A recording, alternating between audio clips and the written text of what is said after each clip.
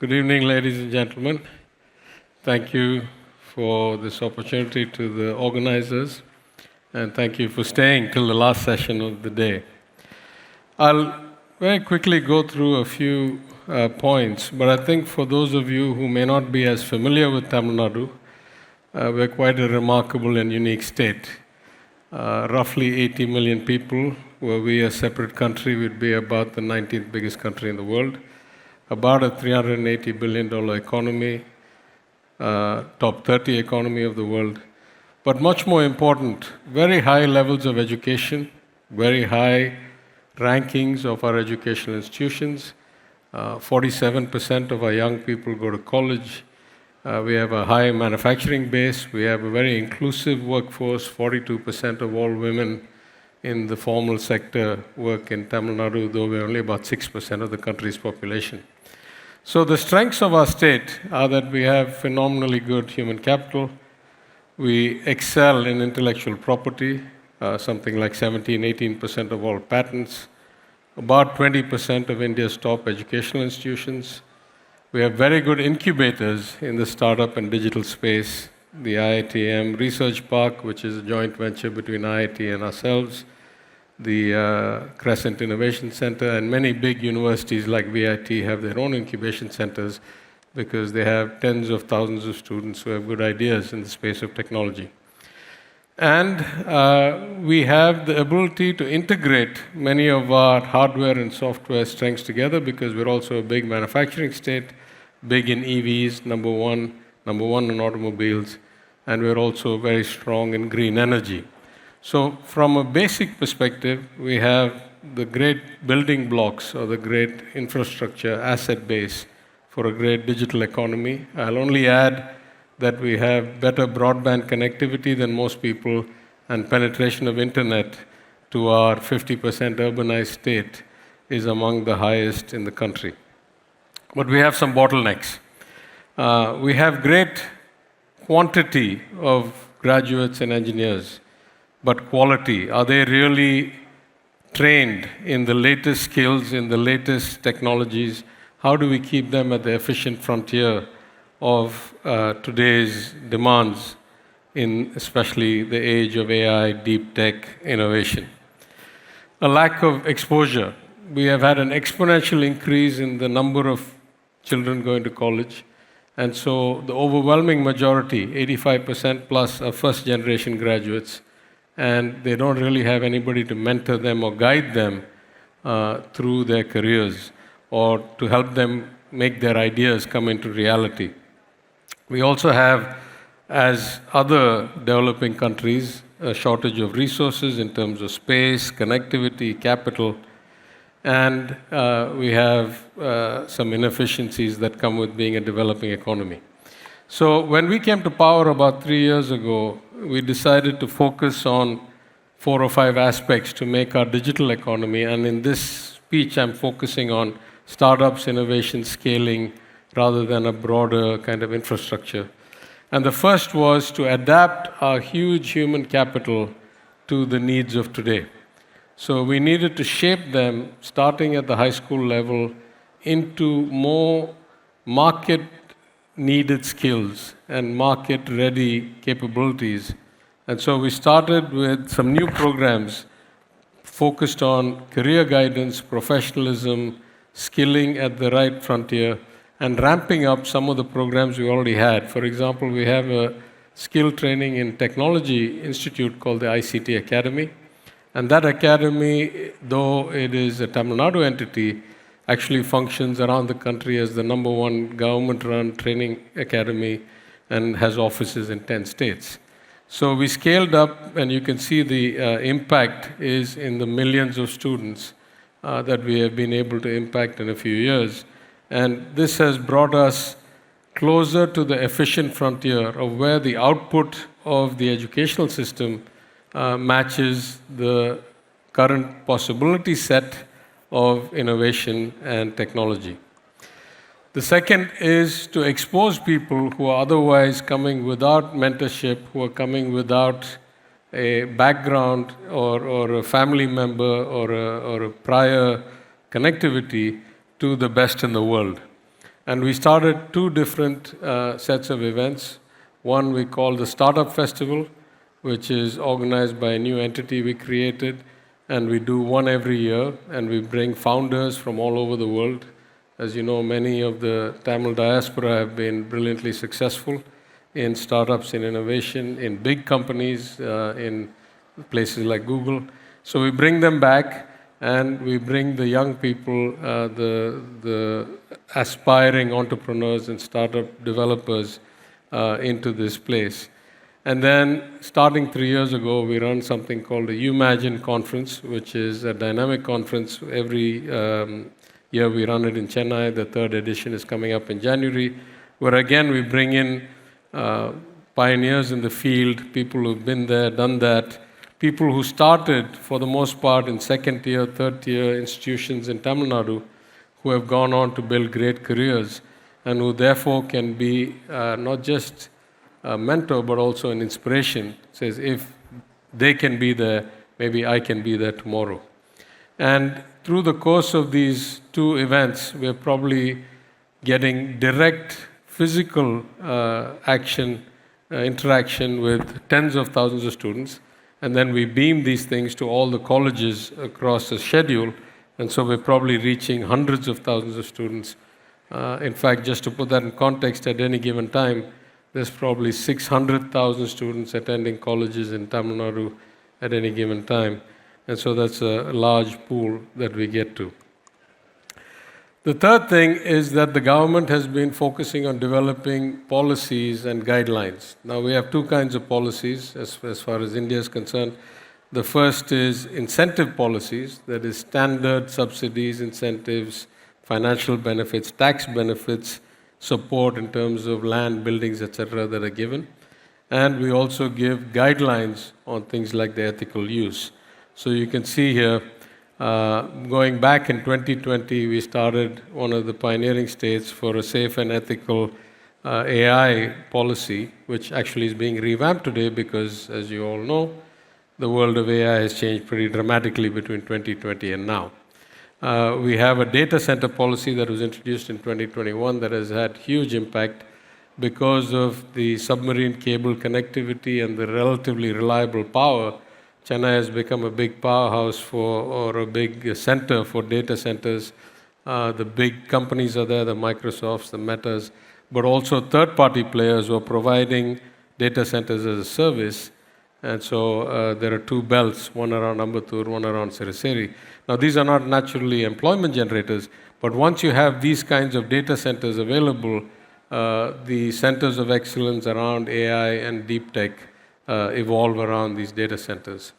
A few other policies. In 2022, our government introduced an incentive policy for Tamil Nadu in the research and development space. As I say, we're already number one in patent filing. We want to accelerate that further, and we want to see the patents actually reach commercial activity in execution. So we have a data center as well as an R&D policy. And in the last couple of years, we have been working more on the semiconductor and advanced electronics, as well as in my department, we are working on policies for providing incentives and guidelines to deep tech and AVGC companies. Now, in AVGC, there's a bit of a political issue, as you can imagine, because a lot of negative consequences of online gaming and real money gaming. And so many states have actually legislated that sector quite heavily. And we are now at the crossroads where social intent legislation needs to be fine-tuned with the possibilities of the sector, which is potentially a multi-$100 billion sector. And we need to ensure that we are developing the talent that is naturally in Tamil Nadu. And because of our deep culture in films, in the entertainment industry, we have a natural pool of people. Plus, COVID actually brought us a lot of talent coming back home. So we have a lot of people who worked in gaming companies, in comics companies, in the movie industry around the world, who have basically decided to come back and settle down in Tamil Nadu. And so we're working with them to first form a professional body where they can collectively face the government and work with us as a group. And then secondly, to shape an incentive policy for them, including things like shared access to the advanced software platforms and the advanced development platforms, which are very expensive for small companies to get. So a 5%, 7% company cannot afford that. We want to have centers of excellence and government support provided to these kinds of entities.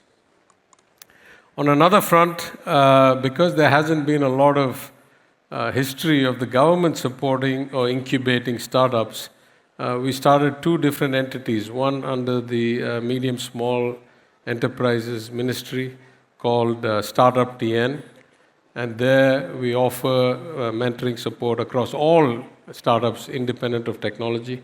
And then in my own department, we started something called the IT&T Hub, the Innovation and Technology Hub of TN, and there we offer incubation support, guidance, mentorship, lectures, expert panels, fireside chats with people who are experts in their domain. One of the things we discovered when we were putting all of these together. Of the Singapore FinTech Festival 2024. We look forward to welcoming you back tomorrow for an exciting day of day 2. Wishing you all a wonderful evening ahead. Thank you. I guess I'm officially over time of the festival. But anyway, one of the things we discovered is that there are so many unused resources in universities, in research departments, in funded institutes of the Government of India or the Government of Tamil Nadu, machines, equipment, labs, where startups could actually apply for space, and most of these were effectively free or highly subsidized because they're government resources. So we put together a platform called Jigsaw, where we ask people to bring together what all facilities and resources they have, what all labs, what all machines, what all analyzers, and what all patents they have that they're willing to commercialize. And then we have the startups use these resources as they see fit, when they need it. And this has been a big multiplier for us in terms of transitioning from just a thought or 3 people in a room to really getting output. I would say the collective effect of these so far has been that Tamil Nadu 2 years ago was rated the best state for startups, which is a bit of a shock considering the amount of activity that happens in places like Bangalore, to a lesser extent Hyderabad, but maybe they meant best improved. And again, this year we're rated in the top 3. So we believe that at the heart of it is intellectual capital and human talent, and we are now trying to husband the resources that we can bring to leverage this human capital and the talent to get the best outcomes possible. 2 other things we have done. One is that in our government buildings, which are run by, among others, things like Tidal and ELCOT, we have started reserving space for hot desking or for allocation to small companies, 5, 10, 15 people, because the incubation centers can only take 20, 30 startups at a time.